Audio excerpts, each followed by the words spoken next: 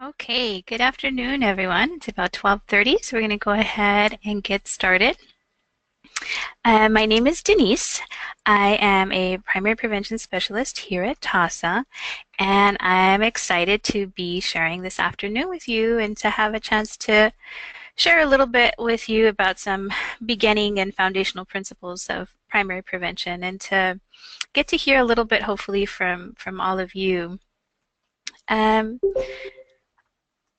Managing the chat box for me, I'll have my colleague Emiliano, and he'll kind of point out some questions in case I miss anything, or if you have questions, definitely please feel free to type them in the chat box. I'll try to incorporate those questions as we go along. And any commentary, anything like that, please feel free to type in the chat box. And I'm also going to be trying to solicit some conversation so that it's not just you staring at the screen in your office, dozing off a little bit. So some of you have already started introducing yourself in the chat box. So I'm going to ask you to continue doing that. So we have Angelica. I'm not sure if it's Angelica or Angelica from South Florida. Welcome. We've got Carol from Highland Lakes. Welcome. We've got Selmy. I think that's how you pronounce it. From the Texas Health Community Outreach in Dallas. Welcome. We're so glad to have you all here. We've got Katrina, also from Texas. We've got Michelle and Casey from CASV in El Paso. Shout out to CASV in El Paso. That's where I was before I came to TAASA. So hello, ladies. As other people join in, we've got Caitlin from Buffalo, New York. So we've got some folks from outside of the state of Texas too. We've got somebody from Florida, and we've got two people from Florida, it looks like. Somebody from New York. So we have people not just from Texas, so it's great. Thank you so much for joining us. So welcome. So with that in mind, the fact that it's not, we've got somebody from Wisconsin too. Great. Another person from Florida, Sally from Florida, and it was Brittany from Wisconsin. So keep it in mind that this is not just folks from Texas. I'm going to try to include information that's a bit more inclusive of what primary prevention would look like, not just in the state of Texas. I will focus a little bit more on the state of Texas, but I also want to open it up to what it would look like just across the country, not just in Texas. And if some of the things I bring up are more Texas-centered and you have questions, those folks who are from Florida, from New York, from Wisconsin, please feel free to type those questions in the chat box so we can see about how these concepts apply directly to the work you're doing in your state. And it just helps us learn a little bit more about our field, and it really helps hone and sharpen our skills. So I would really appreciate any questions you have about how to specify anything to where y'all are from. All right. I just wanted to give you some general information. There will be an email at the end of this webinar. You'll get it about an hour after the webinar ends, and there'll be a link embedded in the email, and the link is going to direct you to a retrospective. I'm going to ask that you please complete the retrospective. That'll give me an idea for what you thought about the webinar, what concepts became more clear to you and which ones weren't as clear to you. Really appreciate if you could do that. Again, that will be sent to you after the webinar ends. Another thing that I've included is a resource list. So some of you all received an email upon registration with that resource list. I also have that resource list available in the materials tab. And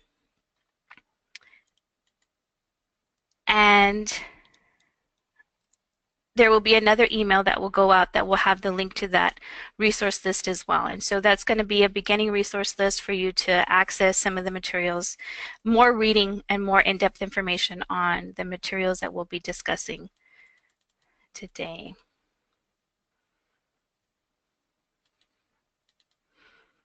Again, so as questions come up, please feel free to interact on the chat box. I'd love to hear from you all. It makes it more interactive for me, and it makes it more interactive for you. So let's go ahead and get started. As I mentioned, my name is Denise, for those of you who just joined us, and I am the Primary Prevention Specialist here at TAASA, the Texas Association Against Sexual Assault.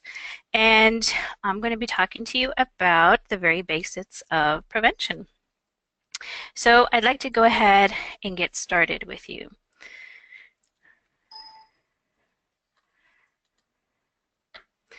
So what I would like to do is have us start up, and I'm going to use the analogy of a road trip. What we're going to do is we're going to take a scenic road trip into the land of primary prevention. So our road trip is not going to be a long one. We're not going to stop in any one place for too long. What I basically want to do is do an overview for you. I want to show you some stops along the way, some places where you can come back at your own leisure, come back and explore and learn more about some of the great places that there are to visit. And so with that in mind, again, this is not designed to be comprehensive so much as an overview of prevention and some of the basic theoretical frameworks that we use for prevention. So again, get ready, load up the car, and we're ready to get going. So here we go on our road trip. So funding. I'm going to start a little bit with talking about what that looks like specifically for RPE, for rape prevention education, and what it looks like for those folks who are non-RPE funded. Okay, so it's going to be basically an alphabet soup to start with. And so since this webinar is geared for beginners, I want to go over what all of those letters mean. So for some of you folks that may have been doing it for a little bit longer and already familiar with all the acronyms, I'm going to ask you to be a little bit patient with us. And if I skip over some of the acronyms, please feel free to call me out in the chat box and ask me for what those mean. Okay, so let's go ahead and get started on funding. So for those that are RPE funded, which is Rape Prevention Education, that's RPE, the funding source is going to start with VAWA. And VAWA is the Violence Against Women's Act, and it's a bill that provides money in the form of RPE, Rape Prevention Education, or SAPSA. So a lot of you on your forms, you'll be more familiar with SAPSA. And SAPSA is the Sexual Assault Prevention Crisis Services. Again, it's Sexual Assault Prevention Crisis Services. And so oftentimes when we're doing the paperwork, we'll see all these letters and we're just expected to know what they are. If you're in staff meetings, for example, or department meetings, a lot of people will throw out, oh, that's SAPSA, that's VAWA, that's VOCA VAWA, that's all these other kinds of things. And so when you're just starting, sometimes it's a bit intimidating to hear all these letters and be struggling to keep up on top of whatever acronyms you have within your own agencies. So I just wanted to be deliberate about going over that here, particularly as it's tied to funding. So VAWA is at the federal level. It'll provide money in the form of SAPSA, RPE, and that will go through the CDC. And the CDC is the Centers for Disease Control. So there again at the federal level, they'll disperse out, then the CDC manages the funds at the federal level. They'll go with DSHS, which is the DSHS, which is the Department of State Health Services. They do the prevention work and they help inform the work that we do. They also work in tandem with the OAG, which is the Office of the Attorney General. And the OAG's office, the Office of the Attorney General, they manage the funds as the state grantor. So they manage the funds. The OAG then filters the money out to RCCs, which is Rape Crisis Centers. So that's at the local level where a lot of y'all are, Rape Crisis Centers. And the OAG also funnels out work to the state level, which is TAASA. So that would be us in the state of Texas, the Texas Association Against Sexual Assault. So we also receive RPE funds to do the level of work that we do. And we provide, as a state agency, we provide technical assistance regarding primary prevention in the state. So that's what it looks like here in Texas for the RPE funding. Now, as we're looking beyond that for non-RPE funded folks, I want to just give a second to see if there are any questions about the funding streams. Just make sure everybody's kind of caught up. All right, doesn't look like there are any questions. So then we'll go to the non-RPE funding. So for non-RPE, it's going to look like AEF, which is more alphabet soup. It's the Adult Entertainment Fund. So there are going to be those funds that should be forthcoming. Every time we hear about them, it's going to be next week, and then next week turns into the following week, turns into the next month. But those AEF funds should be coming soon. Again, those are the adult entertainment funds. And at the local level, the RCCs, the Rape Crisis Centers, will be receiving that in various amounts. So I would suggest going with your grant people at your agency or your ED to find out more about that. Another possibility for funding is HHSC. So if you'll remember, HHSC is going to be the Human Health Services Commission. That's another possibility for funding. In addition to those funds, you can also use private foundations. Those sometimes offer money, depending on your community, what other foundations you have available to you. And there's also unrestricted funds. So depending on your agency and how your agency functions, sometimes there are going to be unrestricted funds coming in the form of smaller donations that add up to a larger amount, or sometimes donors in your community will offer donations that can be used that are unrestricted, or sometimes other funds, operating costs, different kinds of things that can be funneled into unrestricted funds. So those are some of the other places that you can also begin to fund primary prevention work if you are not using the rape prevention education funds. I'd be curious to learn a little bit more maybe about some of you folks who aren't from Texas, if there are other ways, other funds that you use for funding too, in New York or in Florida or in Wisconsin, any of the other ways that you also fund your prevention work at your agencies.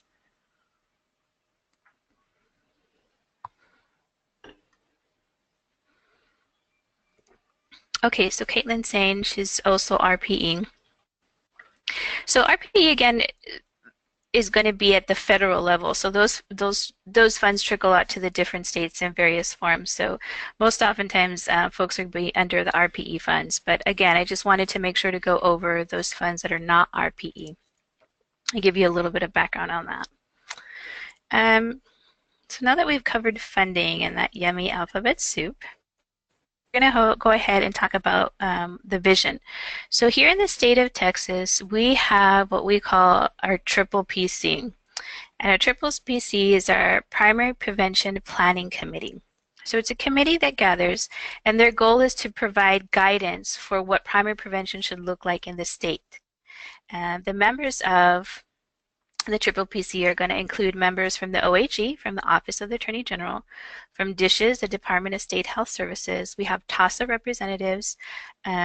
We also have rape crisis centers who are receiving those federal dollars from the RPE grants. All of these members get together and they discuss the guidelines and the changes that have come down from the CDC with regard to funding, and they discuss the different ways in which we can begin to really fulfill what our vision for primary prevention looks like in the state. And so as we've done that, the committee has focused on using the public health model to prevent sexual violence.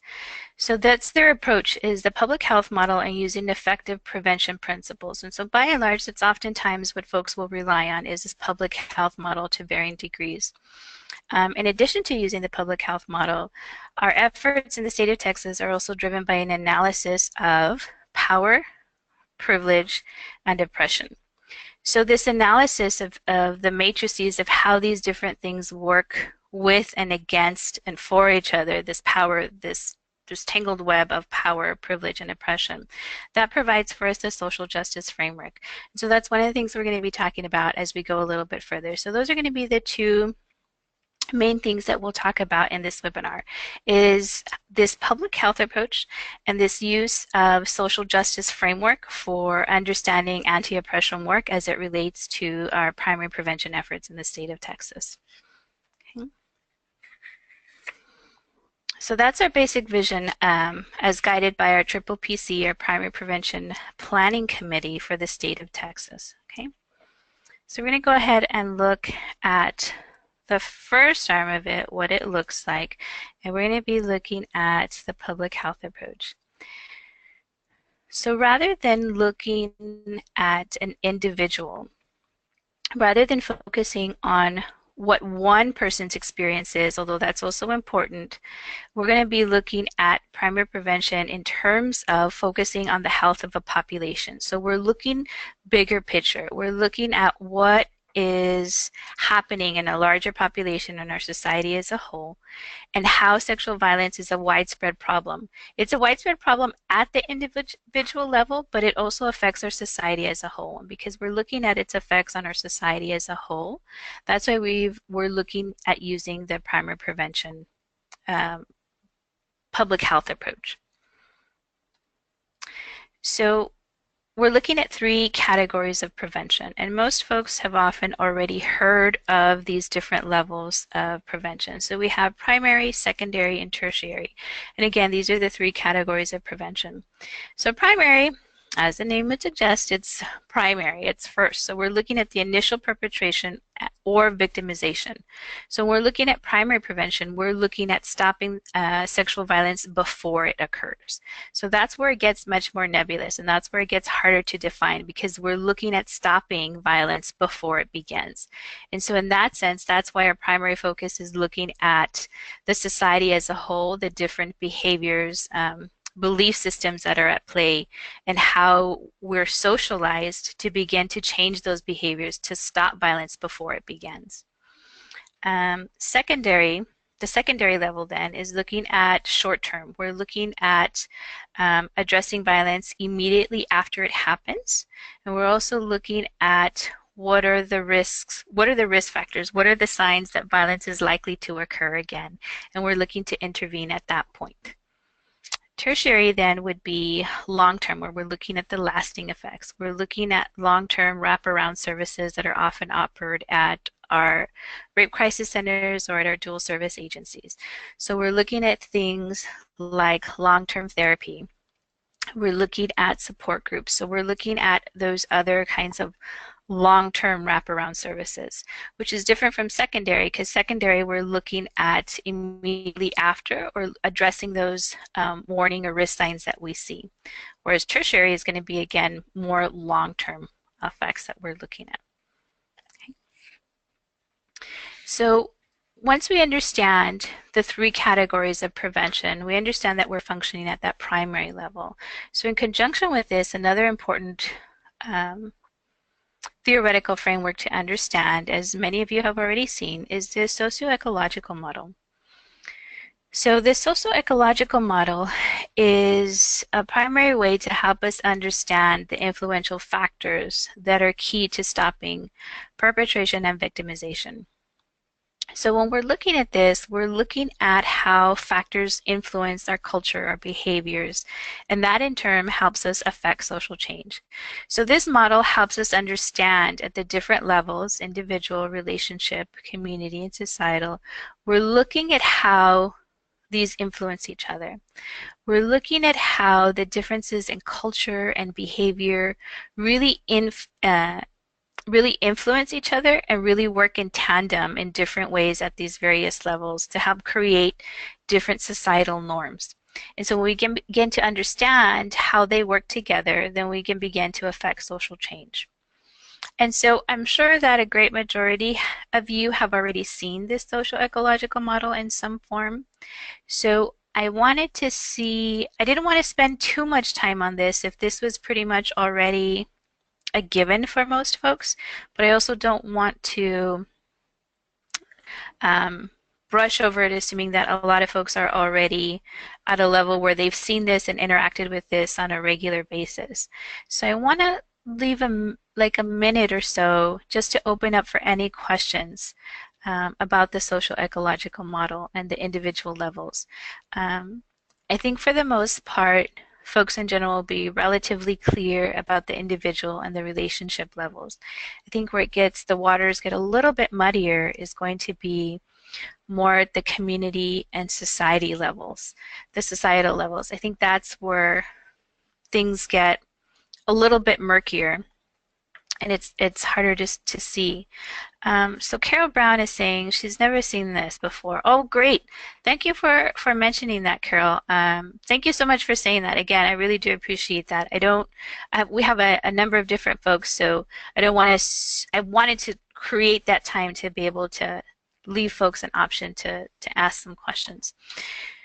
So this model really is going to be, like I mentioned, showing us the different ways in which people interact with each other. So we're looking at how we interact at the individual level. So how would I, as an individual, react to different things?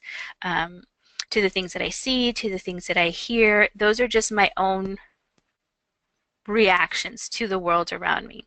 So then we have the next level out, which is the relationship level. So then we're looking at how I as an individual react in my relationships. So those relationships can be platonic, they can be romantic, they can be professional, all the gamut of relationships that I can have. So I as an individual, depending on what my perceptions are, I'm going to take that into my relationships, whether they're romantic and maybe I have unhealthy behaviors that I'm exhibiting in my romantic relationships, or even in my platonic relationships, those unhealthy behaviors like maybe being over controlling, maybe being over jealous, maybe being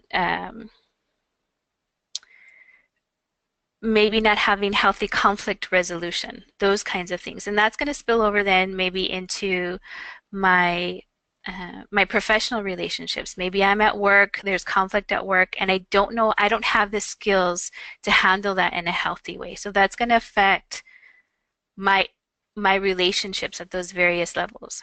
So then you look at the next level out, which is the community. So then we're looking at how I as an individual function within these relationships and how those relationships then fit into the broader scope of my community. So as I'm having these relationships with friends, with family, with coworkers, how then does that fit into the wider scope of my community? So if I'm going to a movie theater and I'm watching a movie with some friends and a romantic partner, how am I reacting at the individual relationship level that's affecting my community? If I end up having a fight with my partner and it gets physical and it's in a community setting, then what is the community's response to that? How is the community seeing that? Is this something that happens often in my community? Is it something that my community will speak up and say something about? So then again, within that community level, you also have those different relationships functioning at different levels that again go back to that individual kind of perception of how we interact with the world around us. So then we have the societal level, which again is going to encompass the other three levels. So we're looking at the societal and taking that example of if I'm at the movie theater, what does that say about the different kind of policies that we have? If I get arrested, if the police are called, what are the different laws that are going to be in place that are going to curb that are going to help me, or that are going to criminalize what I've done without really getting to the root of what the problem is. And so we're looking at the way that these different levels interact with each other across the spectrum. And so understanding this then helps us to gain a better view of sexual violence in particular, especially as we look at primary prevention. I'm glad that was helpful, Carol. Again, as questions like this come up, please do respond in the text box, in the chat box. I really appreciate your comments. So I want to look at, when we're looking at sexual violence in particular, at the individual level, what we're understanding is, again, those attitudes and beliefs, as I mentioned. What am I witnessing or experiencing? What are the behaviors that I'm growing up with? We're looking at the relationship level. What's the environment of abuse around me? What are my peers behaving like? Are they sexually aggressive? Are they delinquent? Again, filling out more specifically related to sexual violence, what these different levels are in the social ecological model. So we're looking at community. We're looking again, what is the general tolerance of violence in our community. What are our views about this when we see it playing out in different venues, either in in our community face to face, or maybe the movies we see, the music we listen to, the community events that we attend? What is that looking like? And again, we're looking at the societal level, as I mentioned before, these kind of different norms that are supportive of violence. And what is that looking like as we're looking beyond our community? What are these inequities? And how are we socialized according to our gender? And what are the ways in which women are objectified? And how is this objectification of women viewed as a norm? And as it's viewed as a norm, then we begin to really understand how deeply embedded these cultural ideas that are supportive of violence really are.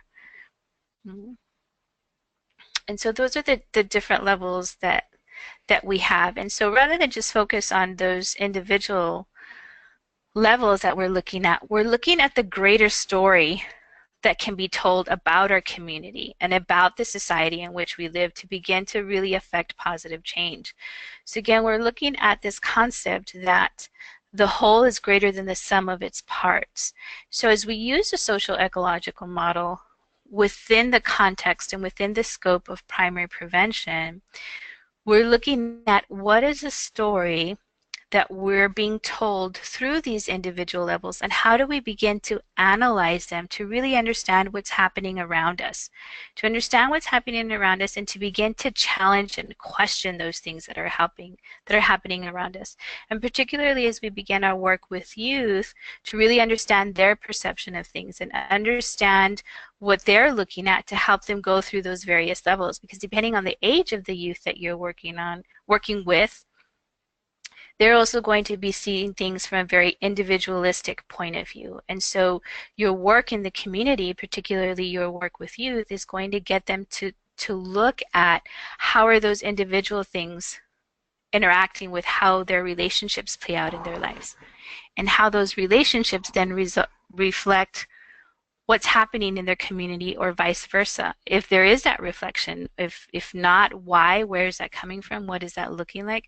And then looking at how the community then is reflective of what's happening at the societal level. And at the societal level, as we're having these images, this bombardment of a culture that objectifies women, how does that then trickle down to the community level? At which point then it filters into the relationship level, at then which point we're really looking at how what's happening at the societal level really is going to influence these individualistic perceptions that we have. And so to be able to affect social change, which is what we're doing with primary prevention, it's important then to understand how all these various levels work together in tandem with each other, because when we begin to pull the threads apart, we can begin to see how to affect change on the individual level as we work with our communities, as we work with our youth, and that in turn then is going to affect the relationships they have. And those relationships that they have will then begin to influence the community that they live in. That community as a whole then will begin to influence the society that we live in, and how that spectrum goes back and forth. It's not simply linear. So all of those different levels are functioning at once. And so it's really important to understand that model as a way to understand the work that we're doing in primary prevention. So that was pretty detailed, I think.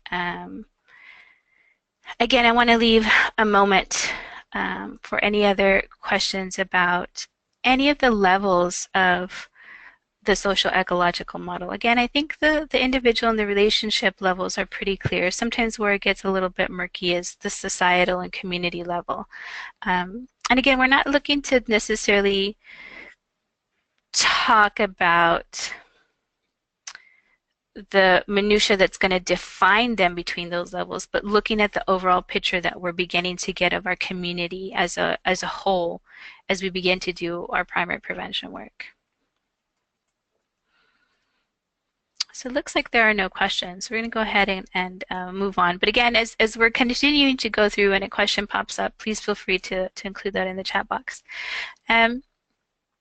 So then In the state of Texas, we've done a lot of research and a lot of work around using this social ecological model. So we're also looking at what are our specific risk factors and protective factors. So again, because here in the state we're using the social ecological model, which we just went through, we've identified what are the risk factors and what are the protective factors. And because the I'm going to refer to it as the SEM because it just gets a little too much of a mouthful, the social ecological model, which is our SEM, as we're looking at those different levels, we're understanding those risks and protective factors at these levels too. So when we're talking about risk factors, those that we've identified in the state of Texas and those that we will be working toward reducing as our prevention work unfolds in the state. These are going to be the specific risk factors that we're looking at. And so this may be different depending on research in each state, as it were. But I think these risk factors in general really apply to a lot of societal level issues that we're seeing. So as we're looking at the individual risk factors, we're looking at hypermasculinity and male entitlement. We're looking at hostility toward women, and unhealthy attitudes about sex and sexuality. So we can begin to see then at the individual level what this is looking like. Um, um, for example, if I were to use myself as an example, growing up as a Chicana, third generation Mexican American home, there was a lot of male entitlement in what I saw at home. My brother had his own vehicle by the time he was 15. But when I was going away to school, I was 18, 19, and I asked my mom, can I learn how to drive? Well, no, because you don't need to learn how to drive. That wasn't something that I needed. So you can begin to see how this plays out. There was a general kind of hostility toward women that I accepted as a norm because that's what I saw at home and that's what I knew to be true.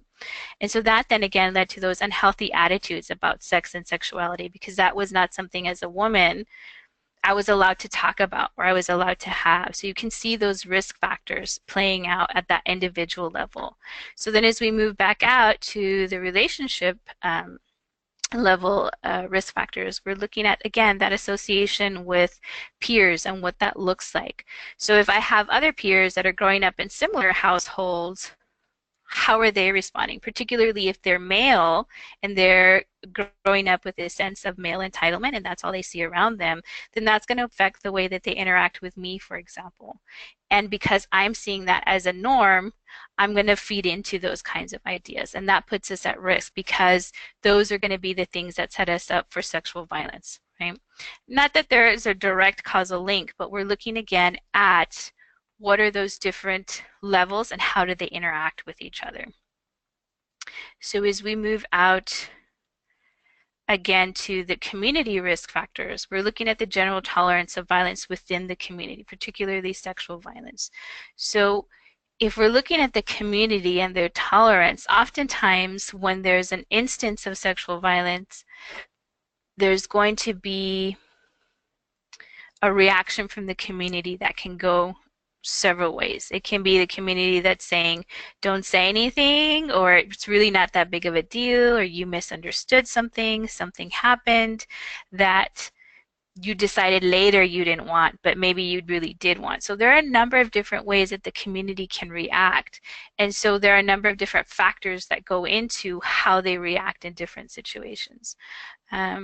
So again, we're looking at those statistics that we have of how often do survivors come forward. And those of you working at the rape crisis centers know what are your numbers looking like? How often do people come forward? And what are the barriers to them coming forward?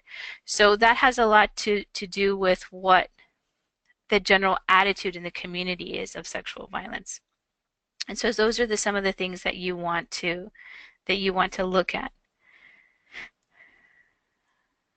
And then the next level out, we're going to be looking at our societal risk factors. So we're looking at those societal norms supportive of sexual violence. So we have an abundance of what we would call rape culture, right?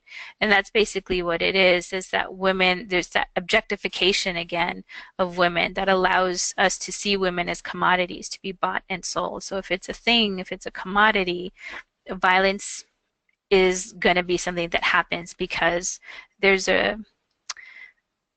there's a distance between how we see women, right? That we don't necessarily, their humanity is denied on various levels. And so it's easier then to perpetrate violence against them. And again, we're going back to that SEM model where we can see those different layers of relationships factoring in. So we're looking again also at the weak gender and equity laws and policies in your community. So what does that look like? So we can take headlines from the news in general and kind of see what this looks like. There's a big debate about reproductive rights. There's a big debate about who can enter the bathroom and who can't enter the bathroom. So we're looking at those equities, those laws. What does that look like in our society, and how do we see that playing out? And it's important to see what those look like then to begin to pull apart how that's affecting those other levels of the way people interact with each other at the communities, in their relationships, and individually how they perceive the world around them. So when we're looking at these risk factors, it's important to see that this is what we're seeing playing out at various levels. And so as we've gone through the risk factors at those various levels, we want to look at the protective factors.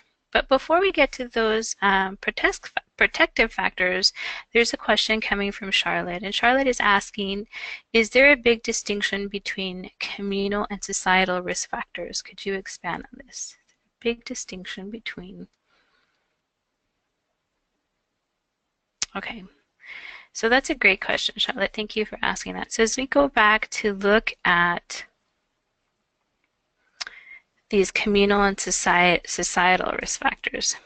So I'd love to hear from the audience too. I'll talk a little bit about it, but I'd love to hear any other kind of thoughts from the audience. If you could type them in the chat box, that would be great.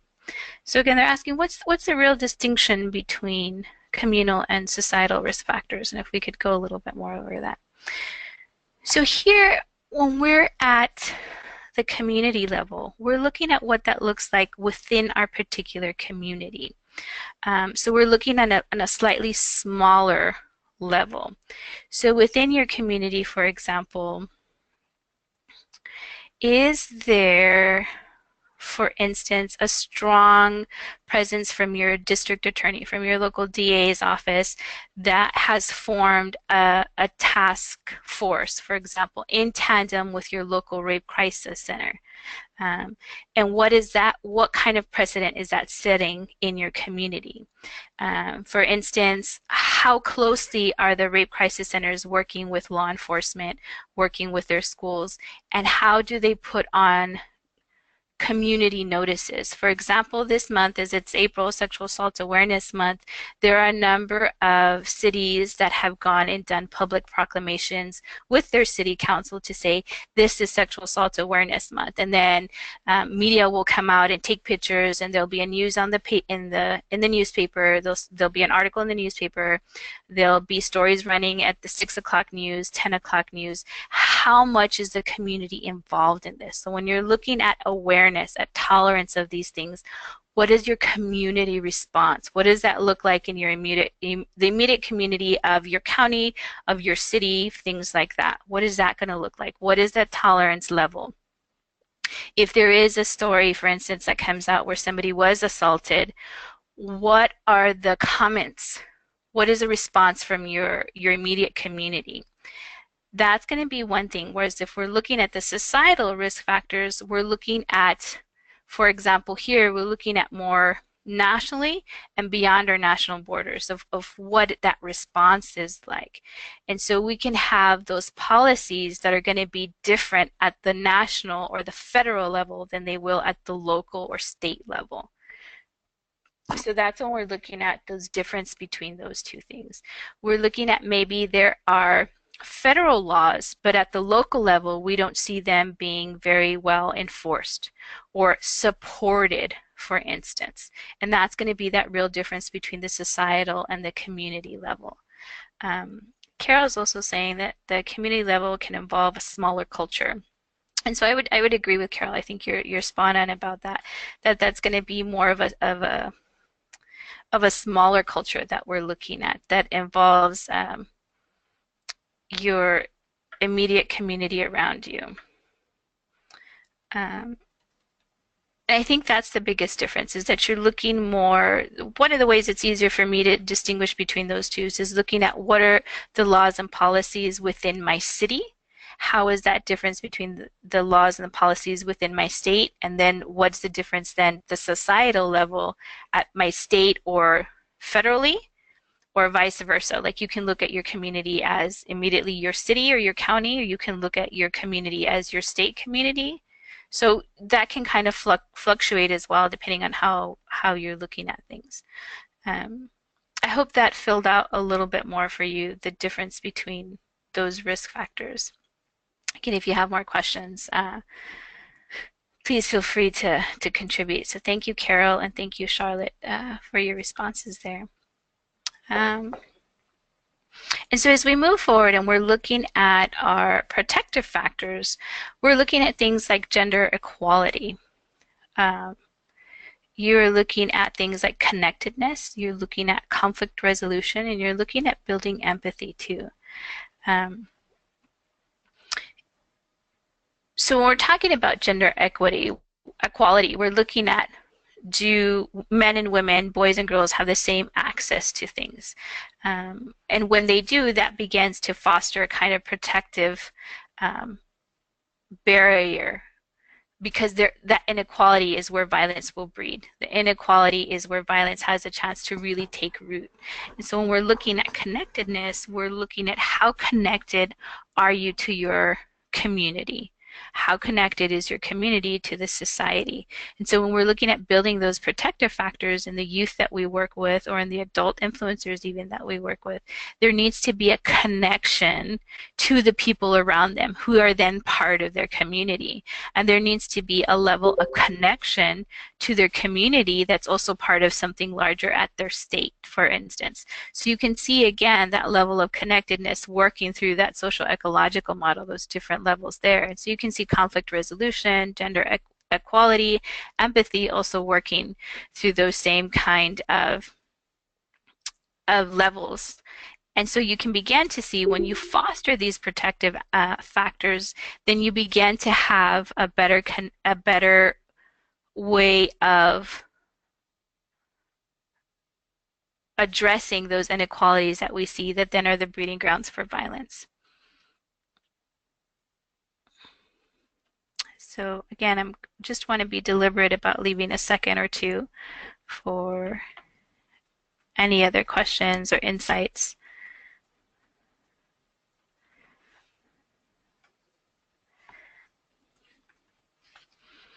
And so as we have a clearer picture then of what the public health model allows us to use in terms of the social ecological model, and using that as a framework to be able to understand the community that we're in, to be able to begin looking at and exploring and innovating different ways to begin to address social change, then we want to really look at a new paradigm, a new way of looking at things. And the way we're looking at it here in the state of Texas, the work that we're doing here is going to really be aligned with basic tenets of social justice. So social justice is going to be defined as justice in terms of distribution of wealth, opportunities, and privileges within a society. So again, we're looking at distribution of wealth, opportunities, and privileges within a society. So basically what this means is that there's accessibility. When we have social justice, we have equal accessibility. Not that the same things are available for everybody, but that everybody can access them in the same way, which is a different way of understanding things and is a different way of looking at things. And if we go back to what I had mentioned earlier in terms of our triple PC, our Primary Prevention Planning Committee, the guiding thoughts that they had for us as they met and continued to hash out the details of what prevention would look like in the state of Texas, it was clear then that social justice had to be part of that framework for primary prevention. Because again, if we go back to what I had mentioned earlier in terms of what their focus was, their focus was going to be an analysis of power, privilege, and oppression. And that analysis of power, privilege, and oppression is what social justice looks like. Social justice is going to be, again, looking at making sure everybody has the same accessibility. Not that the same things are available, but that everybody has equal access to them. And when you look at how do we begin to gain equal access, the things that keep us from having that same accessibility are going to be these dimensions of power, privilege, and oppression. And so what we're doing is we're looking at this work in a different way. So here's a really poignant quote that I thought really fit.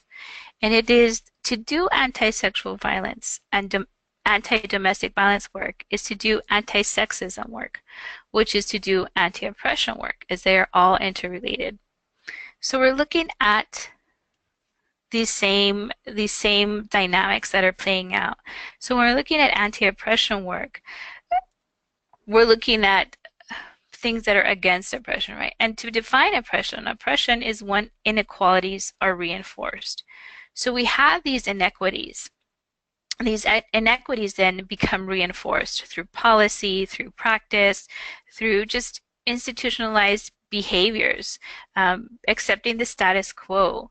And so when you have oppression, again, which is where inequalities are reinforced, then we have that environment, as I mentioned earlier, that really breeds violence, and sexual violence in particular. So to understand the inequalities, to understand what oppression work is, it's important to look at intersectionality. It's important to look at how our work really integrates with so many other levels of work. It's important to look at this anti-sexism, anti-sexual violence, anti-domestic violence. All of those things are interrelated. They don't happen in silos. And so it's really important to look again at that intersectionality. And when we're looking at sexual violence in particular, we're looking at the inequities in gender that are driven by this social ideas of gender that really reinforce these inequities. And when, again, these inequities are reinforced, we have that culture of violence. And so I want to use some infographics.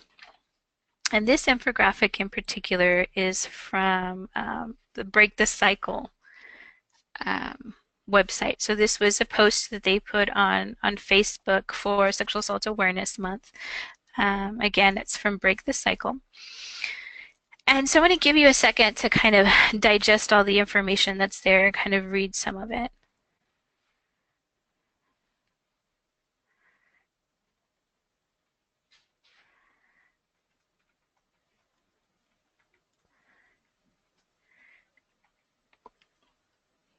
So young women between the ages of 11 and 17 are being sexually assaulted at a vast rate. So between those ages, over 75% of women have been assaulted between the ages of 11 and 17. So when we think of those, that's an astounding rate, right? When we're looking at the Youth Risk Behavior Surveillance Report, we see the percentages of high school students that have experienced a sexual assault. So we see the percentages for white students, for Latinos and Latinas, for Latinx population, for everyone that falls between the gender spectrum. And we're also looking at African American high school students. We see what the percentages look like there. So for a white student, there's 6.1% of those students experience sexual assault, in comparison to over 8% for both African American and Latinx students. So what is it that happens in our communities that puts people of color at greater risk? What is it that happens that puts people of color at greater risk, particularly Latinas and African American students? What puts them at risk? So we have this overwhelming number of young people who are assaulted. And of those young people, we have a greater number of of people of color who are getting assaulted. And again, it's by and large 10% females to the 4.2% males. So when we're looking at within the context of social justice, we're really looking at how do these different matrices of oppression play out. And we see it clearly here because Latino students are more likely to be assaulted than African Americans or than white high school students. So I want to take a look at another infographic. And this is from NSVRC, the National Sexual Violence Resource Center. So this is looking at serving the needs of Latinos. And I chose this graphic based on the previous infographic that says Latina students are more likely to be sexually assaulted in high school. So I want to take a look again at what is the dynamic of providing services for Latinos in the community. What does this look like? So we're looking at the percentages here. Just below 40% of providers feel prepared to conduct prevention work within Latino communities. So we're looking at how important prevention is, but less than 40% of providers feel prepared to be able to do that within those communities. When we're looking at organizations without diversity, if that diversity isn't seen in their management, in their directors, in their consultants, then how is it that they're reaching this community? How are they responding to the need in the community if they don't have members that are part of that community? How do you begin to bridge that gap? How do you begin to see how to reach out to those kinds of places that are in need, where you see your needs assessment is clearly going to show that there's a need for that? When you're looking at what outreach tends to be more effective, you're looking at 58% are going to be in person, 46% are going to be a TV ad. And thinking about your agencies and where you work, what are your main points of contact? If it's going to be a brochure, right, or posters that go up, look at how often those are reaching those communities. And so how do we change course then to really begin to reach out to the community that's in need? What does that look like, and how do we begin to bridge that gap again? And so continuing to look forward, I'm going to have one more infographic for you. And this has a lot of information too, so I'm going to leave you a second to kind of digest all that information.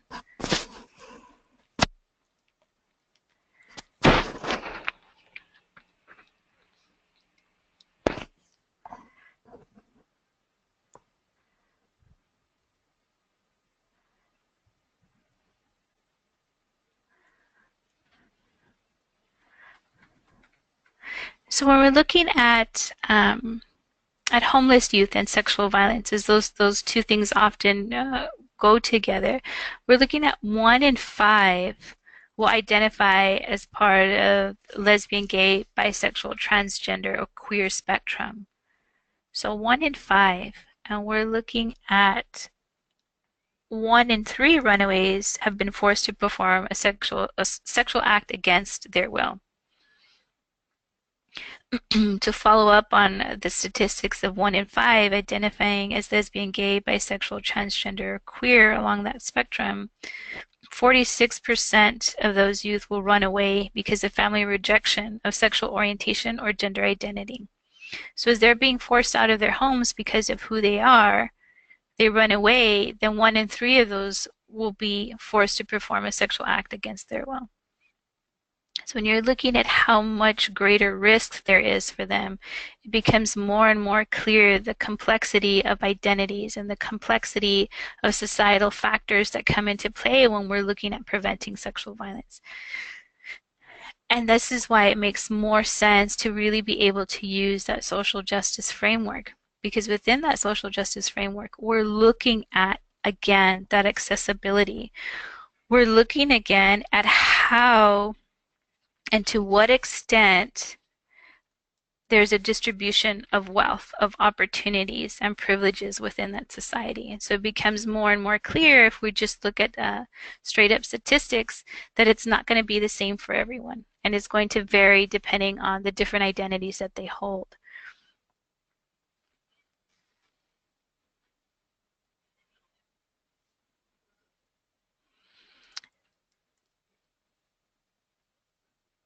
And so again, I just want to give you a second to kind of digest some of that information that's coming out. And see if there are any questions that are emerging as you're processing this information, how we apply that to the field of the scope of the work that we do in primary prevention. So again, looking at another statistic here, 1 in 3 teens on the street will be lured into prostitution within 48 hours of leaving home. So when you think about within 48 hours as a youth who maybe has been kicked out of their home, or maybe there's abuse, physical or sexual abuse, or even verbal, emotional abuse that's happening. If they leave home within 48 hours, 1 in 3 teens within 48 hours is going to be lured into prostitution.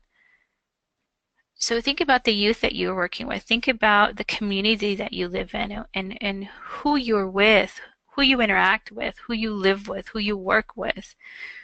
If that's happening within 48 hours, think about who is that 1 in 3? Who is that 1 in 3? Is it more likely to be a person of color? Is it more likely to be a woman or a man? A boy or a girl? Right? And what does that look like then? So when we're looking at this accessibility to opportunity, to privilege, is it the same for everyone? And so as we begin to see these statistics, again, it becomes more and more clear that we need a new paradigm. We need a new way of looking at understanding this intersectionality and really analyzing that interplay of power, privilege, and oppression and what that looks like. And so Carol's saying 48 hours. Yeah, that's just astounding. When I saw this too, I was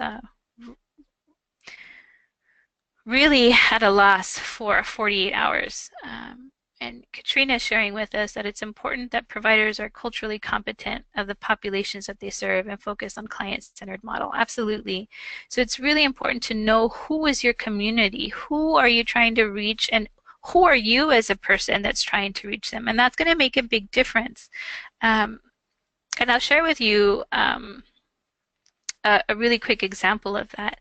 When I first started my prevention work, I started at a private Catholic all-boys school doing my first prevention group. It was intimidating enough because it was a Catholic school. Having my quandaries with established religion was one thing, and I was unsure how I was going to maneuver that dynamic. And then that I was a woman going into an all-male space, that was also very different. And knowing the diverse population of young men that were going to be in my groups, that was also something I had to be very well aware of, the privilege that I had coming into that space and how I would connect with them and how I would find things that were not important to me but important to them, to begin having that dialogue and to begin having that conversation about what was happening in their community, because I didn't live in that area. So it was important to see from their perspective what was happening, and to be culturally competent, the way Katrina is mentioning, is so important as well. So as you begin your prevention work, again, think about the theoretical framework, think about that social ecological model, the different levels that are functioning, that you function within, and that are part of how you interact on a daily basis. And where does that leave your youth or whoever your target population is, those people, those folks you're working with? What are they looking at? What is this matrices of power, privilege, and oppression? And how does that lead to this culture of violence, particularly sexual violence? And how do we begin then to cut it off at the pass and stop it before it even begins? So thank you for that feedback, Katrina and Carol. I appreciate that. So again, as we begin to really understand that connection to social justice, we want to see how this plays out. And so I've got a quote here from Audre Lorde, which is that there is no such thing as a single issue struggle because we do not live single issue lives. And as you can see from the infographics, you cannot begin to pull those identities apart. They exist on top of each other, within each other.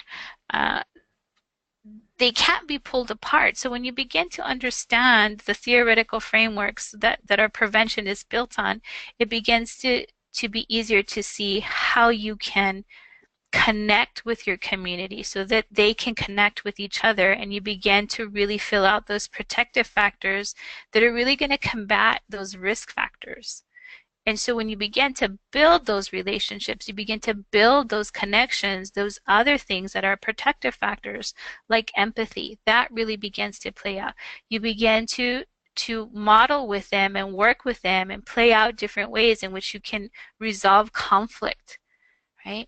And so those things really begin to combat all of that long laundry list of risk factors that we have. And that's how we begin to affect social change. And that's how we begin to stop sexual violence before it begins for both our victims and our perpetrators. And so to keep going along those lines, we're also looking at another quote from Bell Hooks, which is, whether we're talking about race or gender or class, popular culture is where the pedagogy is. It's where the learning is. So that's going to be really important to remember in your work as well. That's where the learning is, not in these theories, not in these books, not in all of these other things that are happening. Those are important things to help you flush out the picture of what you're looking at. But where the learning is, it's going to be where the people are. It's going to be where your culture is. So you cannot begin to combat sexual violence, to end sexual violence simply by living in a book or simply by looking at the theory that's out there. There needs to be a clear connection between that theory and that practice. And for us, the way that we begin to use that is by using social justice, the basic tenets of social justice, which are along these lines that say that to begin to do that, it's important to stay really connected to your community. Because again, that's where the learning is, and that's where your answers are going to happen. That's where they're going to be able to become engaged and be agents of change and come into their power so that they're changing their community.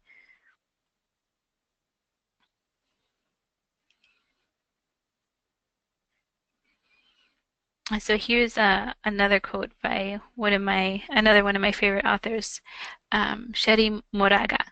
Uh, and this one is really important too, because we're looking at again these different matrices of oppression. And so she says that the danger lies in attempting to deal with oppression purely from a theoretical base, without an emotional, heartfelt grappling with the source of our own oppression, without naming the enemy within ourselves and outside of us. No authentic, non-hierarchical connection among oppressed groups can take place.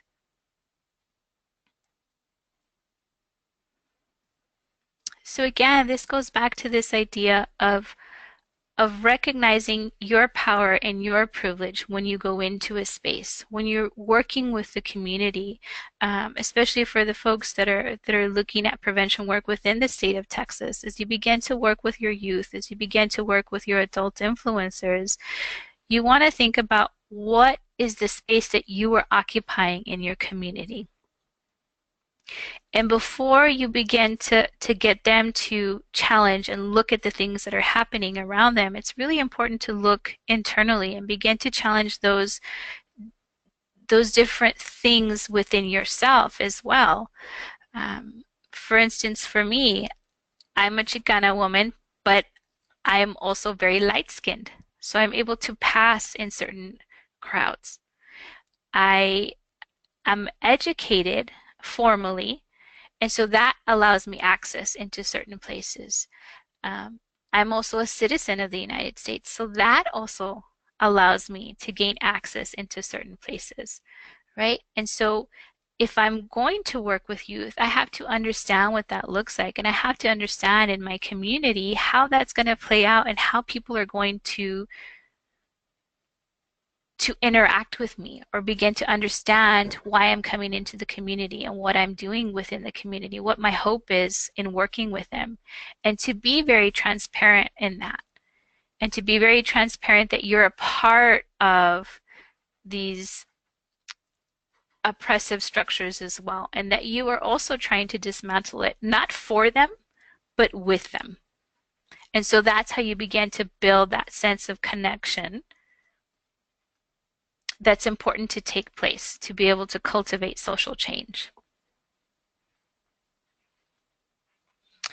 And so I want to close with this quote from Cornel West, which is, "Never forget that justice is what love looks like in public."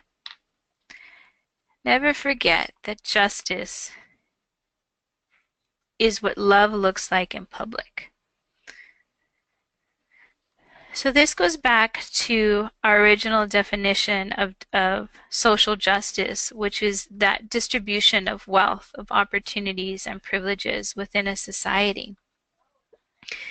So again, it's about that accessibility. It's not that the same things are available to everyone, because anyone can go to a place for social services. Anyone can go to a rape crisis center. It's anybody's allowed in there. But is everybody able to access those centers in the same way? What does transportation look like? Where is the center located? Is it easily accessible? Is it close to a bus line? If there's somebody who's living in the outer laying areas, do they have as easy access? If it's going to take a 2-hour bus ride to get there, do they have the same accessibility? When we begin to have that equitable accessibility, that's what love looks like in public. And that's why social justice is an integral part of our primary prevention efforts. And this is why it should be woven throughout, and understanding, again, in tandem with the social ecological model, those various levels at which we function, and then looking at it through a social justice lens and looking at those different levels in which we function, the relationship level, the community level, the societal level. What does accessibility look like in those various levels? And when we begin to look at that, we begin to address those inequities that exist. When we begin to address those inequities that exist, we begin to get to the heart of oppression. And that's where violence lives, and that's where violence breeds. And when we begin to really challenge and question what that looks like, we can begin to break those bonds that we have and really challenge the social status quo and really cultivate change. And that's at the very heart of what primary prevention intends to do.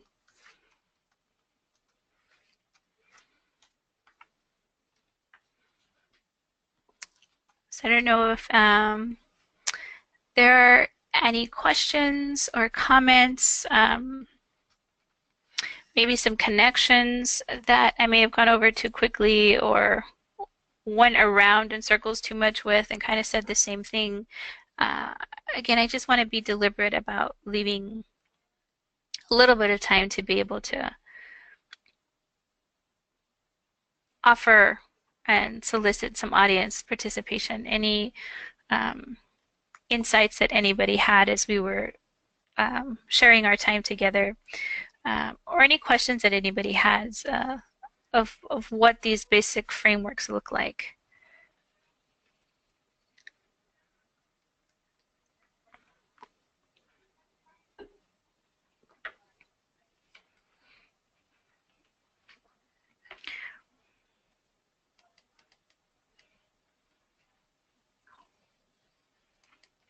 So Katrina had something to say, which is that focusing on the client means we can live the intersectionality.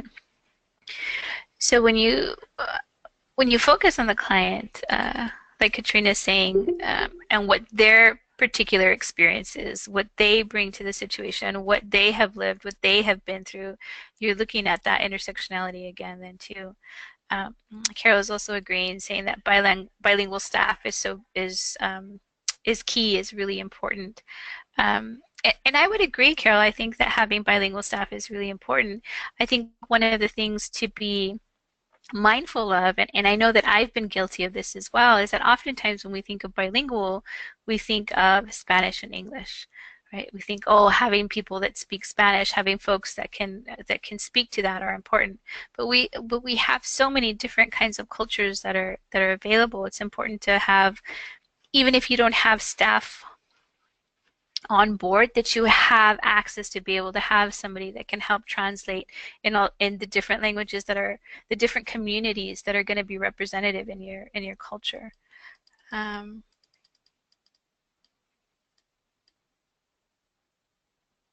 Yeah, and Katrina's bringing out a good point too, which is that to get to know our community, we need good community partners, and it's true. And again, that goes back to really taking the time to cultivate those partnerships. And for the folks in Texas, that's what we're looking at when we're looking at our community level work, our community engagement that needs to happen throughout your programming. It's not just something that happens in between phase one and phase two. You're looking at having that a consistent running theme to have comprehensive programming in your community, and that's going to be key is building those relationships so you have good community partners, just as Katrina mentioned.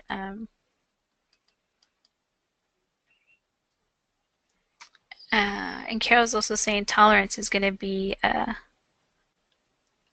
a key concept to be implemented too. Um, and so for me, that's gonna look different in different contexts, right?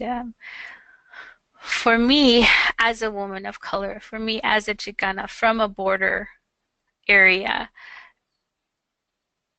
I want to have that accessibility. I want to be accepted for who I am, um, and what I bring to this space, right? Not just, um,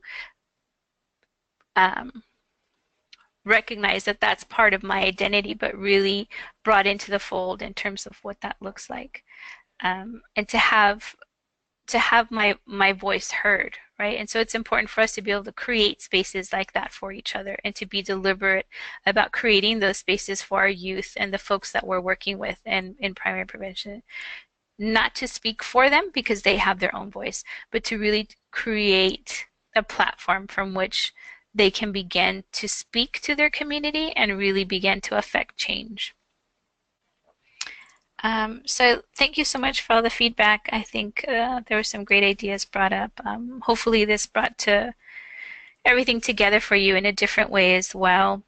I just want to close with some reminders that there will be an email sent to you within about an hour or so. And that email is going to be thank you again for attending and also a link to the retrospective. And I'm going to ask that you please fill that out because that will help influence how we move forward with our work and where we go from here with other trainings on intermediate level prevention work that we do. I also want to remind you as well that the resource list is available. I believe that it was also emailed to you. Again, it's available on the materials tab if you'd like to take a look at it there. And I believe it will also be emailed as a link to you when you get your retrospective. I wanted to make sure it was available to you. And that resource list is going to have a number of other places where you can look to begin to learn more about social justice, about anti-oppression theory, about other prevention work that's going on across the nation, and some great introductory kind of modules that you can work through as well. And one final reminder about the Prevention Institute that's going to be happening at the end of June. And that's going to be June 27th, 28th, and 29th. So that's going to be Monday, Tuesday, and Wednesday. For the folks in Texas, most of you have you're granting funds that are going to allow you to come to the Prevention Institute, and registration for that will be made live before the end of this month. And you'll have access to be able to register for that Prevention Institute. And for folks outside of Texas, stay tuned. Keep tabs on our TAASA website to see what other kinds of trainings we have. I also want to remind you for Sexual Assault Awareness and Prevention Month, TAASA is sponsoring a number of other webinars throughout the month. We had one yesterday, I had mine today, we're having 2 to 3 more next week as well. My colleague and friend, Maya Pilgrim, is going to be doing a webinar on community engagement next week on the 15th as well. So you can look on our TAASA page for links to those webinars and a list of what else is coming up this month. And so there will be some great opportunities for you to learn more about what prevention looks like and the kind of work that we're doing here, and to really learn from each other about best practices in the field. I've left my contact information up as well again in case you should have any questions. There's my email, my direct line, should you have any questions or any follow-up points that you'd like to address with me. A list of those webinars as well is again available at taasa.org, or you can contact me directly for a list of those webinars and the links to register. Please don't forget to fill out your retrospective. It's really important to hear our feedback from you so I can use that to change and go forward. In addition, there will also be an evaluation at the end of this webinar. If you would please be so kind as to fill that out as well. And again, that informs how we move forward and how we craft our webinars from here on out. So I think that's it. Unless there are any other questions, I'm going to hang out for a little while just in case anybody else has anything else. Thank you so much for your time. We ended a little bit early. I'm happy. I wasn't sure where we would go, so I'm sure you all appreciate leaving a little bit early. So I'm going to sing around for a little while in case you have any questions or anything else. But thank you so much for your time, for sharing your time with me, and I hope you have a great weekend. I'll talk to you all soon.